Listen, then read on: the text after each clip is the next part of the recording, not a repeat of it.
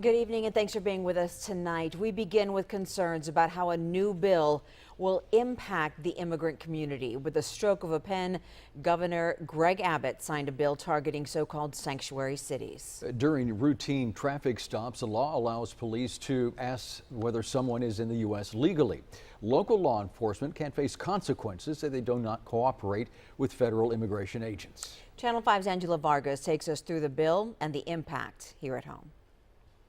We spoke to a woman whose life has always lived on the edge. She's here illegally, doesn't have a Texas driver's license, an identification card, or a visa. Now she's coming out of the shadows to tell us what she worries about now. We won't give up. It's part of the everyday life. Tanya Chavez crossed the border illegally in 2000. She came from Mexico. I do not count with the proper documentation to be able to drive a vehicle in the United States. Chavez says she needs a vehicle to get to work. I try not to commit any traffic violations, and in the event that doing so, I know my rights. She says she's looking at the bill the governor signed very closely. She wants to know how her life might change on the road. If you get pulled over because of a traffic violation and they want to ask you about their immigration status, they can also do so. In the bill, it says law enforcement is not required to ask about a person's status if they have proof of residency. That means a Texas driver's license or a government-issued identification.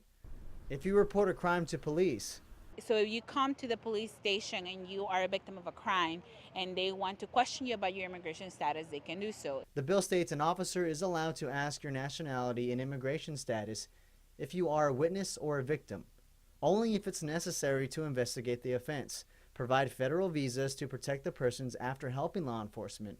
The law also says this does not prevent authorities from conducting a separate investigation if they have probable cause. We took these questions to immigration attorney Leonel Perez. There's no way in my mind that you can force somebody to ask you to answer, where were you born? Unless it's at a port of entry where you come into the United States or at a checkpoint, which is the equivalent of a port of entry. Perez says people are still protected by the U.S. Constitution, and they do not have to answer. There's got to be reasonable cause. The bill gives provision for the officer to make a decision about reasonable cause. Chavez says this will impact the entire valley. The Sanctuary City bill is expected to go into effect September 1st. We'll have the bill on our website at krgv.com. In the studio, Angelo Vargas, Channel 5 News at 10.